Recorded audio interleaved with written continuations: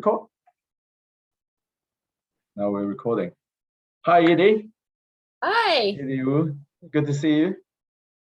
Good to see you too. You're in quarantine now, and yes, I am on my last day. I don't know if you can see it. There's like post-it notes on the window right there that says last day. Oh shit! Wow. Mistake. You've done your work. And where have you come back from? Why are you in quarantine? I went to California to see my family. I see. Right. I left in July and I was supposed to come back in August, and then I got stuck when the quarantine rules changed. So I stayed a little extra, and then I had to do 21 days. It's a bummer, isn't it? Hong Kong, 21 days quarantine, one of the strictest in the world. It's crazy. So, yeah. I mean, for people who are vaccinated, and I actually had a third vaccine while I was in the US. So I'm really? Wow. And I still have to do quarantine. Well, it also gives us a great opportunity to keep you in a room so that we can talk to you about various things and to learn a bit more about you. You're quite a character in the open water swimming scene in Hong Kong. Quite a character, the character, apart from the two previous characters who have split it up. I won't say who they are, but you're definitely in the lead for that. So, yeah, what's your swimming background, Edie? You now live in Hong Kong, and where are you originally from? You Hong Kong? I grew up in Menlo Park, California, and I went. My mom put us in swimming lessons from about the age of 5, and I think when I was about 7, I joined the summer swim team. And after that, my brother and I both swam for the summer swim team, and we had so much fun. And then I did sort of year-round swimming and high school swimming. It kind of was a sort of love-hate relationship when I was at that age, because I really didn't like going to practice. And I was kind of reluctant to compete. But when I got to high school, the high school that I swam for was a winning team, and it was a lot of fun. And so when I went to college, I wanted to look for a school that I could compete for. But I'm not quite fast enough. I wasn't quite fast enough to do Division 1. So I looked for Division 3 school that was academically challenging, as well as having a good swim team. So I went to Boston, I went to Wellesley College, and I swam all 4 years there. Wow. Played water polo also. Wow. Yeah, I think the theme here is you started early and you kept your love for swimming, and that's the key. A lot of kids, I think, get pushed from a very young age when they just learned, and then they put through 4 or 5 sessions by age 10, and then they lose the interest. But that's really good that you kept up your interest and you swam, and you found the right competition as well. I think swimming, it isn't about always winning, but finding your level to swim at and to be able to improve. And you obviously knew about yourself, not swimming in Division 1. You went for Division 3. I think that's something for us to learn and to think about. I think you don't always have to be an Olympic swimmer. You don't always have to be like an NC2A champion to be a swimmer, to enjoy yourself. I think that absolutely, it's something that you see so many kids burning out after like 14. They were very talented and really strong swimmers, but after a while they just too much practices. And I think that I just sort of had these ups and downs where I kind of always found my way back to the water.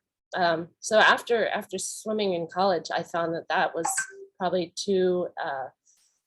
I was too tired. I was burned out. I didn't really want to compete anymore. So I, did other things. I moved to Taiwan, and I didn't swim very much. I just, sometimes hopped into a pool and just did a couple laps for fun. I didn't really do anything. I went to Shanghai, and I lived in London and New York. So all those years, I sort of took a break from swimming, and I probably could have always joined some team, but I just really didn't feel like I wanted that sort of structure in my life. I didn't want the structured practice. I just wanted to casually hop in and do a couple laps and feel like I worked out, but I didn't. Well, there are various forms of enjoying swimming, and that's a fantastic way to keep up your interest. It's not strictly one way or the other, and you've proven that. That's amazing. So you took a long break before you came back to your more than 1K swimming. It was about 15 years actually. Wow. Which is, I think, probably a lifetime for a lot of the swimmers that you coach. So it was a long break. And I think it was really just moving to Hong Kong. Yep. And then finding out that there was something called open water swimming, which was sort of quite foreign to me. I was always used to the pool, and like swimming in an open body of water is kind of freaky, because you don't know what's down there. and then it could be dirty, it could be polluted, there could be sharks, there's just so many unknown factors down there, and there's waves. So I sort of dipped my toes in. I signed up for one of those the Sheco challenge, and right. And then kind of thought that was kind of fun, and then kind of worked my way up. I had heard about the clean half as a relay, and I think my first clean half was 2014, and I was basically just trying to find any friends that could join me. I didn't really know, wasn't part of the swimming community, and so I was just sort of scrounging around looking for people. I had met Freddie Balfour through work. This was your first one. When was this? 2004, did you say? I think this is about 2014. 14. I think, somewhere around there, 13 or 14. 7 years. And so I was asking around, and I knew I bumped into Freddie Balfour at one of the Sheco challenges. So I knew that he swam. And so I asked him if he wanted to join my team. And then he found another guy named Lawrence Webb, who's a very good swimmer also. Yes. And then we didn't have enough. So I started asking people at work, and I found 2 colleagues that said that they could also swim too. I didn't know what level of swimming. Turns out one of them swam breaststroke. Oh, okay. And the other one could swim, but just had problems sighting and didn't really know where he was going, and didn't really wear the proper swim attire. But it was a lot of fun, and so I did that 2 years in a row, and then I thought maybe I could try it on my own eventually. On your own? Forget it. It's we'll give it a try and see. I see. Hey, so your picture seems to be going off sometimes, fixing on something. Maybe it's our line. I don't know, but I can hear you very well. It's all coming through, so that's okay. Oh, okay. 2014, you had a group of guys. You formed a team. But who were you swimming regularly then? When you said you first signed up in Hong Kong, did you just go out to the beach because they are, on the south side, there's Repulse Bay, South Bay, whatever. Did you just go out on your own, or did you join any group?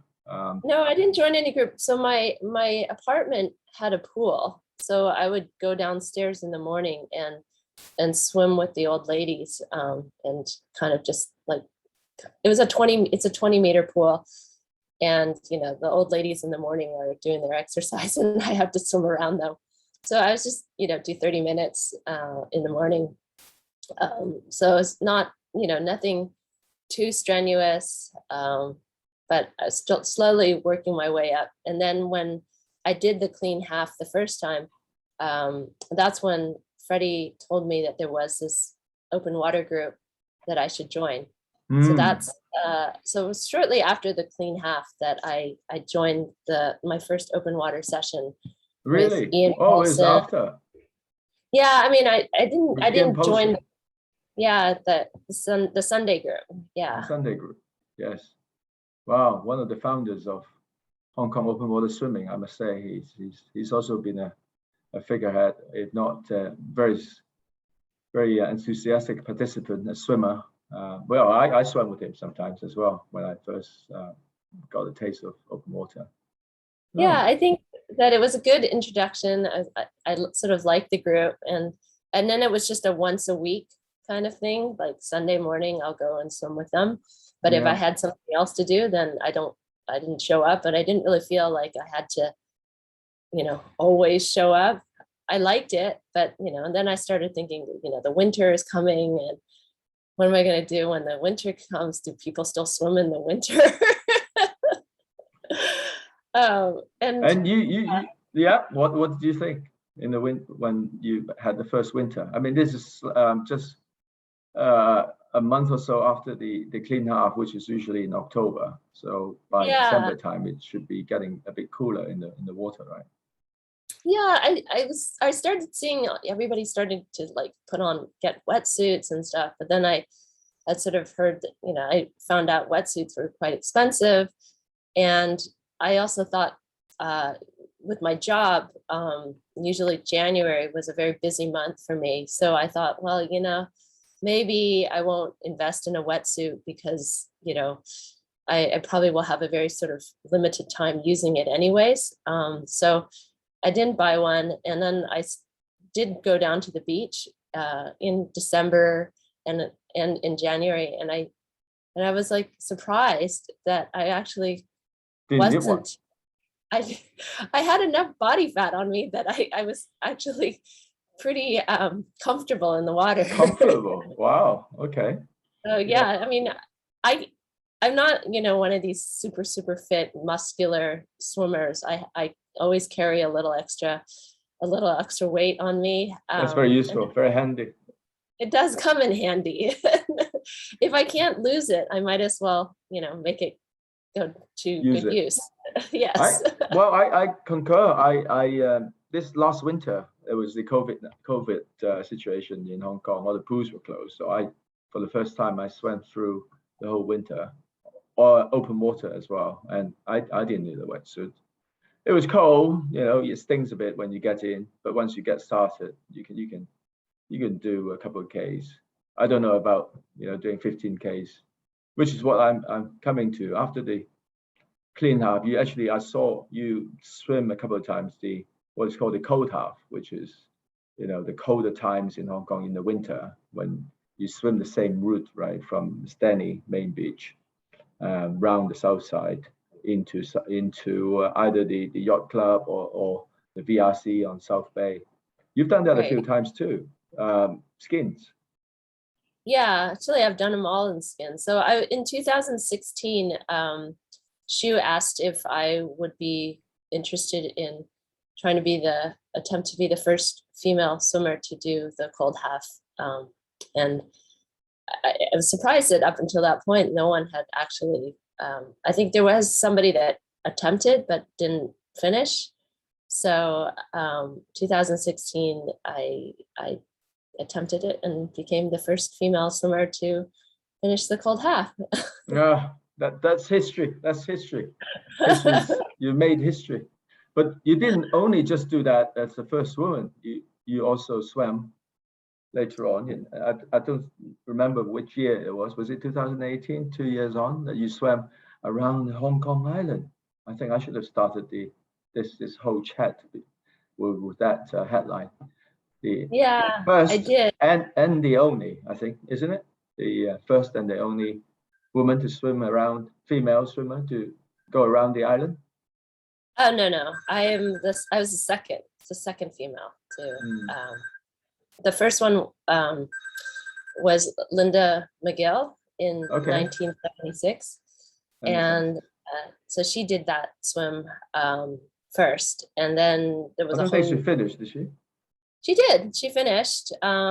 She was. There was a lot of publicity. She was,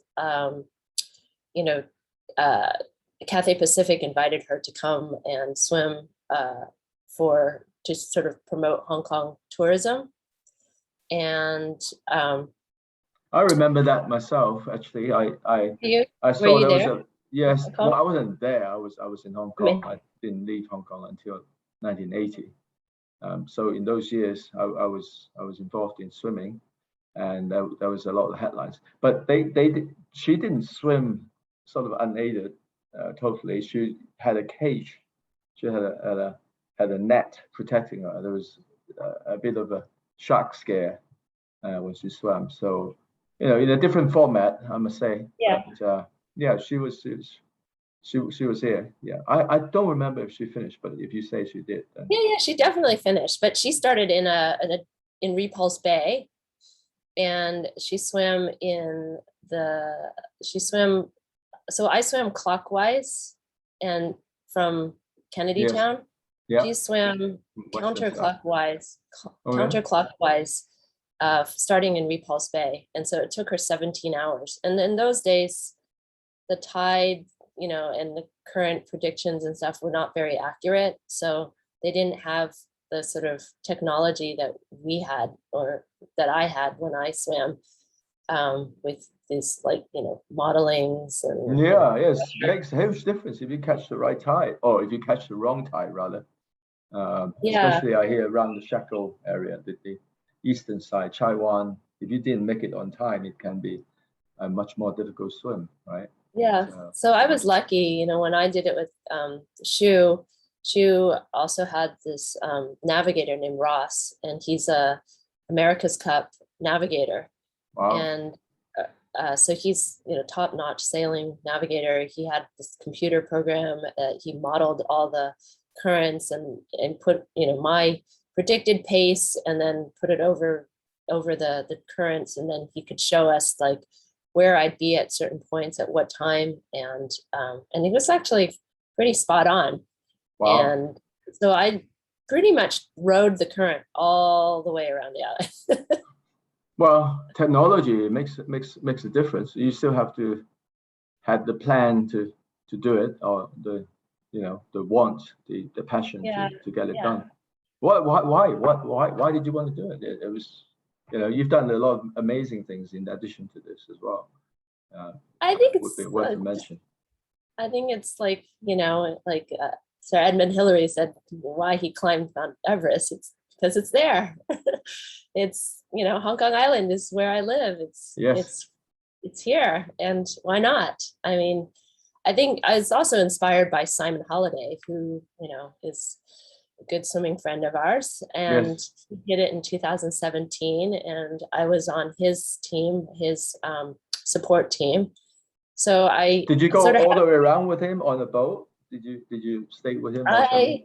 All those. I wasn't on the boat the whole way. I had to get off because the boat space was limited, and so I was one of his. I was his first support swimmer, so I got to do the harbor with him, Nice. and that was a lot of fun. And so I had a little bit of a taste for it. I was, I saw him finish, and it was, a huge community effort. There were so many people that were supporting him, and like through Splash and fundraising, and it's just, kind of brought everybody together. And so I had sort of a taste that Absolutely.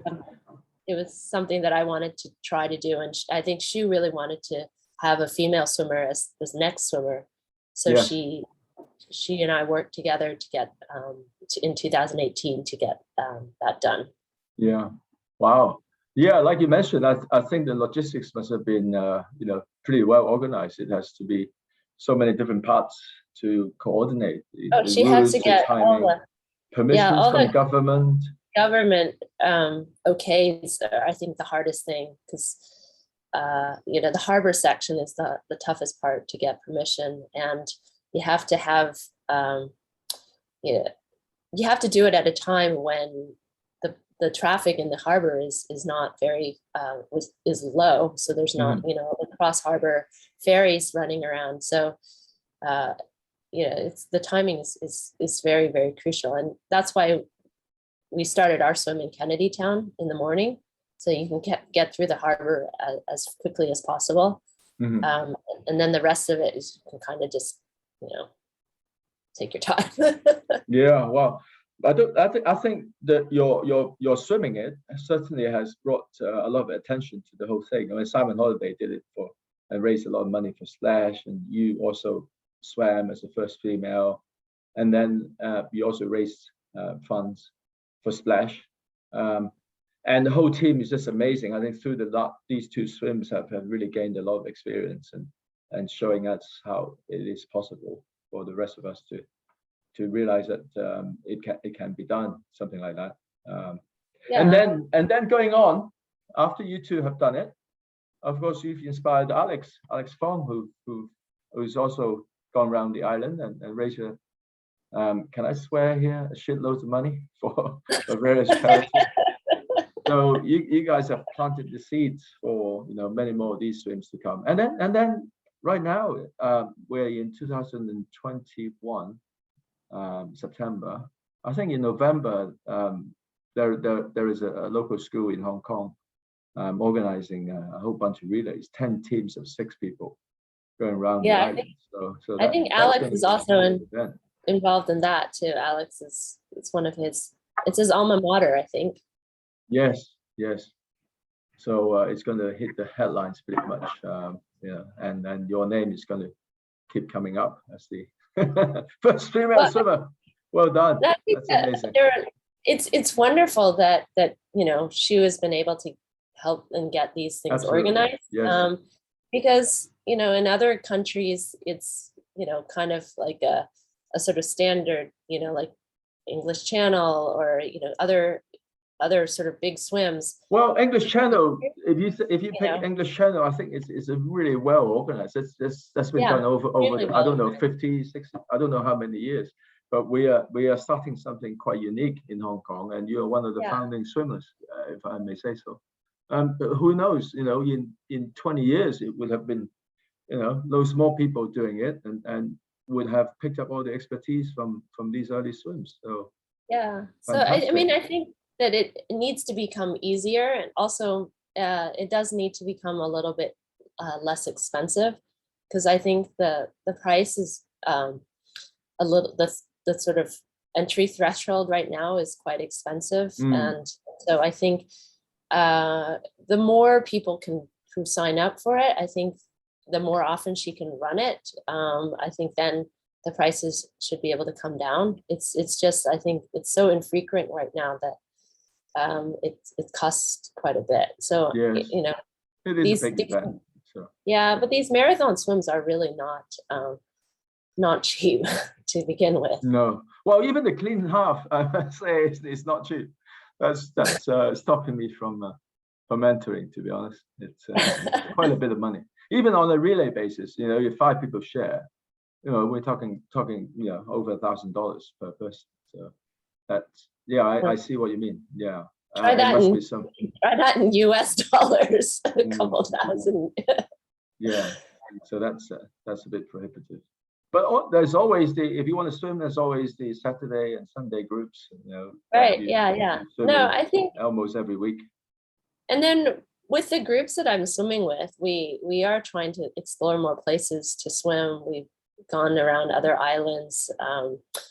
Simon and I and another friend, Alan McPherson, we went around Llama Island in May, I think. That was a 23K swim. So we did a 23. Llama. Yeah, we did a Llama 360. Wow, as well. There's so many opportunities. Well, Simon, of course, he swam from Hong Kong to Macau, and did someone swim around Lantau as well? No, I think Lantau is still on people's radar, but Lantau is quite difficult for the government regulations, the airport, and sort of there's sort of zones where they're doing construction, and so I think logistically, I think it's a very difficult to plan. I think that's about 60K. Wow, really? I think swimmers have rowed around it. People have rowed. People have, like, if you can, I think Olivier Baye and a friend did it. Stages. Yeah, Olivier, who's now moved on to, I think he's moved to the UK. Yeah. Yeah. Wow. So what other big swims have you done? The most recently, I saw your photo next to the San Francisco Golden Gate Bridge. Did you swim across there too? Yeah, I did that one. That one's a fun swim. That's a 10K swim from Golden Gate Bridge to the Bay Bridge. Wow. But not Landmarks. Landmarks. It's you go past Alcatraz. It's you go with the current and the tide, so it's a flood tide into the bay. You jump off the boat, and you just cruise. And it was just for fun. I did it in 90 minutes. So you're just flying a 10K in 90 minutes. That's like, Olympic pace. My splits were like, I don't know, like 56 or something per 100 or something. It's like a water park. You just gone So to yeah, a water park. so if you really want to feel like an Olympic athlete, I think, go do one of those swims, because that was a lot of fun. I mean, I did it with some friends, and there was the woman that organized that swim also organized a swim in Lake Tahoe, which I did in July. So that was a bigger marathon swim for me. I went home. There's one of the reasons why I went home to California was to swim Lake Tahoe. And How far is that? 21K. 21K. Wow. Freshwater. It's freshwater. It's at elevation. So it's, I think I can't remember what the elevation is, but it's like 6,000 feet, I think. What is it like compared? I mean, salt water and clear water, very different, right? You don't float as well. You definitely don't float as well. Even I had to kick. And normally my legs, when I'm swimming in the ocean, just kind of floating. go, just floating behind. And with the lake, I had to actually kick because I started feeling like my legs were sinking. Yes. But it's very silky. The water is pristine, super, super, super clear. What was the water temperature there? The water temperature was about 20. Cold. So this is it's not actually that cold. Actually, it's quite comfortable. The lake can get to be in the wintertime, like probably like 5 degrees. Wow. So July, so it takes a good time. Yeah, July was a really nice time. The lake is known for its being super, super blue. And Beautiful. very, very so deep. beautiful. Yeah, it's very deep. So it was just so still. I swam at night, which is something that I'm still trying to get a little bit more comfortable with, because it's not something that I do all the time. It started out at around 7:30 in the evening, so there was still daylight. And then as the swim progressed, the sun was going down, and I could see to the left, which was the west, I could see the sun setting, and then to the right was the east. So I swam from south to north. To the east, it was already dark, and so every time I took a breath on the left side, I would see this sort of sun kind of going down a little further and a little further. It was kind of giving me a sort of sense of impending doom, because I knew that we were going to be soon sort of plunging into the darkness. And but I think the reason why they do it at night is because the water is a lot calmer. The wind dies down at night, and there's no boat traffic. So I was basically alone in the water for 12 and a half hours by myself. So it was very, very calm, but it also was a little bit sort of, in the beginning, I was having a hard time staying. I was having a hard time staying parallel to the boat, because you can't really see the boat very clearly. All I saw were a few navigation lights on the side of the boat, and they wanted me to stay at least 5 meters away from the boat. Whereas because the pilot was on the right side of the boat, so he needed to be able to see over the boat and then see me. I had lights on, but I couldn't they kept saying that I was drifting into the boat, and then they couldn't see me. So Wow. I was like, it was kind of, I felt more comfortable next to the boat, obviously.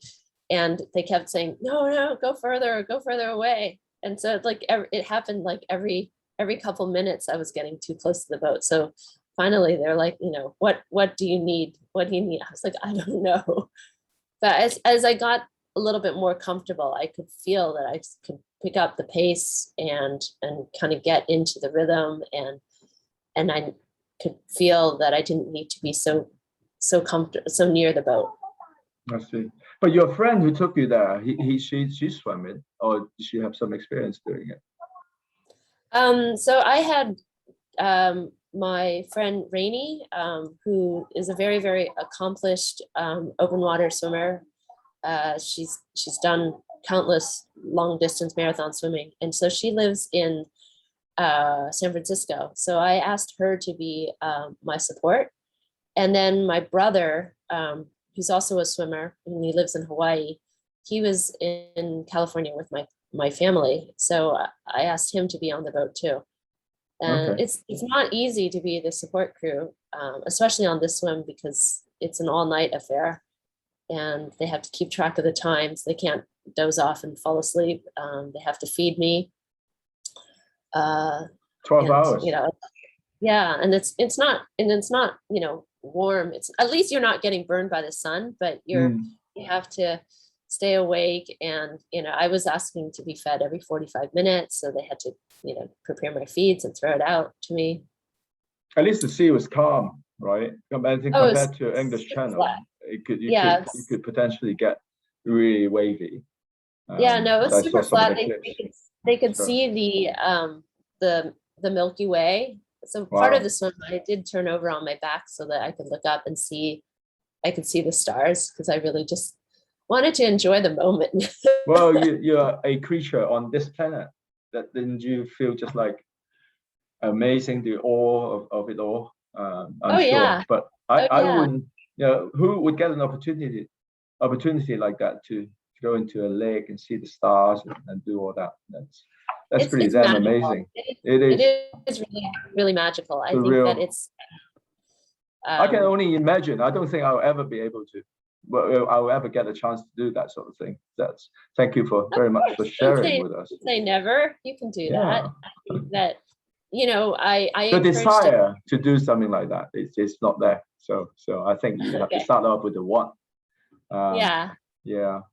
And I was going to say, comparing to the round the island swim, it took you roughly the same amount of time. Yeah. 11, 12. Shorter too. And around the Hong Kong Island is 45 kilometers, whereas this Lake Tahoe swim is 21. So it gives you an idea of the speed. Oh, no, sorry, 21 miles, 34K. Sorry. 34K. 34K, okay. Sorry. 34K. So I was thinking of 21 miles. 21 miles. Okay, 34K. So this is still 3/4 of the around the Hong Kong Island distance. So it gives you a sense of the speed that you were swimming at, the difference between salt water, the open water, and lake water. There's no currents pushing you, so you are completely on your own. It's like swimming in a pool. Yeah, so there's no waves, there's no wind, there's no currents. So the extra push that the ocean has, and you're also a lot less buoyant. So it does take sort of more effort to move. Exactly. Yeah. Well, you've done a great experiment to demonstrate that by swimming, all these different. And I think also at elevation, sometimes people get elevation sickness. You have to. You can't just show up the day before. You have to have. I went about a week earlier just to get acclimated to the altitude. Well, that's all that trip. The last few months that you did, quite an experience. Do you have photos? Do you have videos to share with us at some stage? Oh yeah, I can show you. I can send you some. Yeah. Well, we'll have to meet up for real coffee when you're out of quarantine. Yeah, You know? tomorrow. Fantastic. I bet you're dying to jump into a pool or Oh, doing I'm some going to swimming. the beach. I'm going to the beach. You're going to the beach. So that's amazing. You're really a leader in open water swimming in Hong Kong. And the cross harbor swim, have you ever done that? Just it's about 1K. It's not really. Actually, I have not. Don't blame me. I have never bothered because I feel, not to really criticize, but I feel that there's too much sort of red tape to get through it. You have to go try out and you have to do all this Yes. kind of, and I've already done the harbor. I've had the whole entire harbor to myself. Absolutely. And so I'm kind of, the idea of just me swimming 1K with the masses doesn't really appeal to me. It's not the same thing, is it? So, but last year we've had a real problem with accessing the pool and even beaches because the Hong Kong government has closed them down. And I think you and I both have done our part to drive to publicize the fact that we should get back to swimming. And I've even appeared. I started a petition and appeared on various newspapers as well. But you actually, your piece was in South China Morning Post, saying that swimming is safe. We should open up the beaches. And you ended up also at the Wall Street Journal. Wow, what an international coverage for us all in Hong Kong. Thanks to you. That's amazing. Yeah, we were lucky that, I think that we found ways to swim. So I actually never missed any swimming. Actually, I swam more during COVID because you can't get to the pool. So I wasn't in the pool, but I was like, instead of, the main beach that we couldn't access, we would just go around and we'd find the side. So we were swimming at Repulse Bay, but at the temple. And none of us had ever actually swam at the temple. And it was actually a really nice little beach. And, it was kind of fun and colorful to get in and out. And we were like changing inside that pavilion. And, a little bit surreal, a lot of fun, a little bit like going to Disneyland. And, I think that really sort of helped gel the open water community because pool swimmers and, people that normally wouldn't really go to the beach were also coming to that same spot. So in the morning, you'd see people there, like everybody's sort of swimming in their own little pods.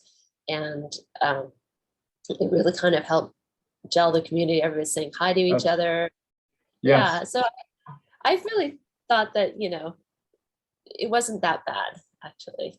No, you're right. I mean, those swimmers who are persistent managed to actually swim throughout the period. And you're absolutely right. It gels the community. The swimming community sort of, got together, and you have different groups swimming in different routes. And today you may be doing a 3K, maybe doing around the Middle Island. Is it Middle Island? Yes.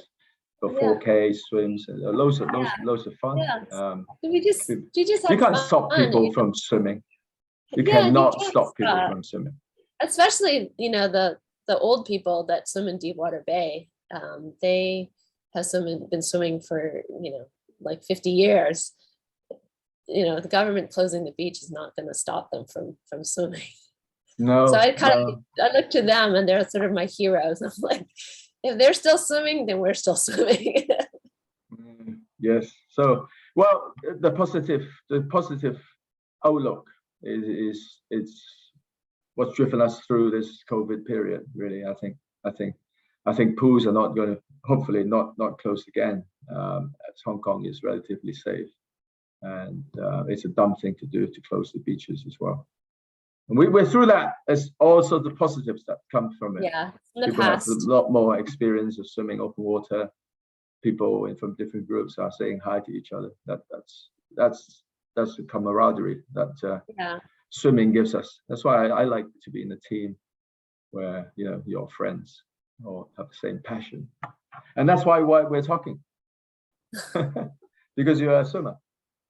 Yeah. Yes. And there's a little bit of fun fact I want to throw in. I don't know how long we've been talking, but if people have to wait until now to get this fun fact, it is worth it. You have access to Lionel Richie. you have his email and phone number. Yes. That was, yeah, well, I don't know if he'll still remember me, but at one point I was in his phone. Maybe he's deleted it, but yeah, it was through work. I ended up meeting him when he was in Hong Kong. We met up a couple times, so I have a picture with him to prove it. Does he come to you and say hello? Hello, is it me you're looking for? For those old enough to have heard his songs, yes. And it goes on all night long. Yes. That's enough. That's enough. Sorry, I digress there. It's really funny. So I actually know you, who knows Lionel Richie. I feel I'm connected now. Lionel Richie, amazing. So what do you have any plans to what's the next thing to put on your to-do list? What are you swimming? It's all kind of up in the air right now. I'm kind of not one of these people that sign up years and years in advance to do things. I always just kind of slip in when I was planning to do, well, my swim in Tahoe was sort of a last minute thing. I wrote to the organizer, who actually knows Doug and Shu, because I think she came out to Hong Kong once. And I said, hey, I'm from Hong Kong. I just wanted to come and do Tahoe. So I slipped in with like a couple months before my swim. So I'm not sure yet what I'm planning to do, but I have sort of some unfinished business. 2019, I attempted to swim Tsugaru, which is the strait between Honshu and Hokkaido. It's, I think, also 20, I forgot what it was, 25K or something. Right. But it's a very, very strong currents that go through it. And I attempted it in September, I think, of 2019. And I did it as a tandem with a very accomplished open water swimmer from Australia. And he ended up getting leg cramps halfway through the swim. And then I carried on. It was also a night swim. And I think also we didn't start at the right time.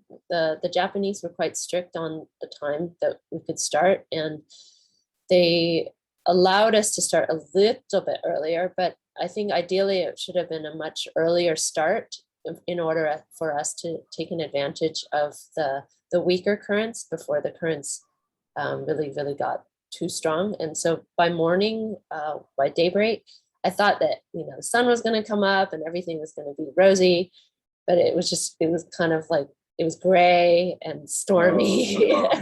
So this is a swim from the main island in Japan to the northernmost island in Japan, which is Hokkaido. Is that right? Yes. Between the gap in between. Wow. Yeah. So that's, I swam for 11.5 hours and didn't make it. So I would like to go and do that. Yeah. So that's one of the Ocean 7 swims. I think I would like to do Catalina. And I also had a spot for Manhattan swim, but that got canceled kind of with COVID and stuff. So I haven't been able to.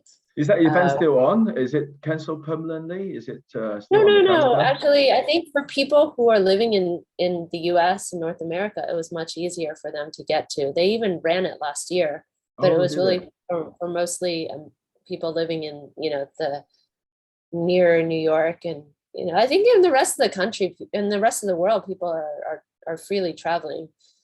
It's just us. So I'd like to do that. And then I'd That's like to also do 40 odd K, isn't it? Around the Manhattan Island. Yeah, it's exactly the same size as Hong Kong, actually. Mm. So it's 45, but it's tidal assisted. So you do get a big strong current, and I think some people finish in about 7 or 8 hours. I think average swimmers do it in about 9, 10 hours. So it's still it's one of those for the Triple Crown. So I'd like to try that one. We'll see. And then eventually, yeah, English Channel, which I've done as a 2-person, 2-woman relay in 2018. So Wow. I have to get my things organized, and actually like it. Like I said earlier, it costs a lot of money too. So Yes. figure out how to budget these swims. Yes. Hey, so in the meantime, you'll be swimming on the beaches in Hong Kong. When is a good time to? I must come and swim with you sometimes. And I don't do enough of that.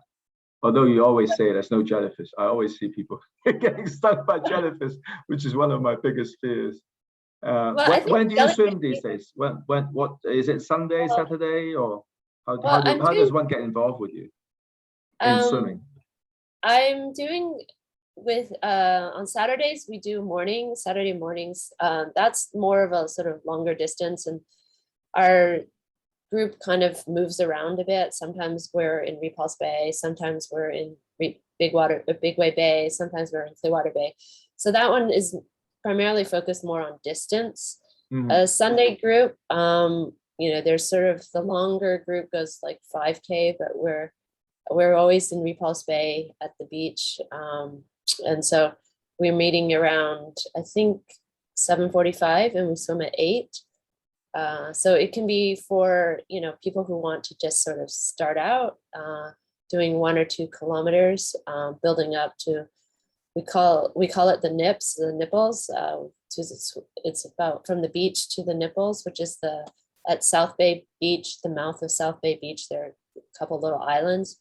Yes. And that is 1.5K approximately. So if you do to the nips and back, it's a loop. It's about 3K. So then sometimes we go to our favorite place, which is Dolphin Beach on Round Island, which is this pristine white sand beach that you can only access by either swimming there or paddling there. You do have to cross the sort of boat shipping channel a little bit, so you have to be very careful, and you have to do it with a group. You can't go by yourself, but it's worth it. It's so pretty there. So like there's so many places. We're so lucky in Hong Kong that we go and explore. Sai Kung, Clearwater Bay. Out here where we are at Clearwater Bay, there's Sung Si Wan, there's the Green Egg. There's a lot of good swims around here too. Clearwater Bay in this area. There's another person preparing for who's actually done around the Hong Kong Island. My Yan lives around here. Yes, they have a group swimming around here too. Yeah, lots of interest. Yeah, so it's just a great community, and we're so lucky. After swimming in the San Francisco Bay, I realized how lucky we are. We complain that the water's a little dirty, but it's the San Francisco Bay, you put your hand in and you can't see it. It goes into the sort of silt, and you come out completely brown. So wow. And they have sort of limited routes. You have to always have a boat if you want to go to Alcatraz or places, but they just kind of hug the inside of the bay, along the coast. They don't go out of the bay very often. They don't. It's quite very dangerous to go out of Golden Gate Bridge.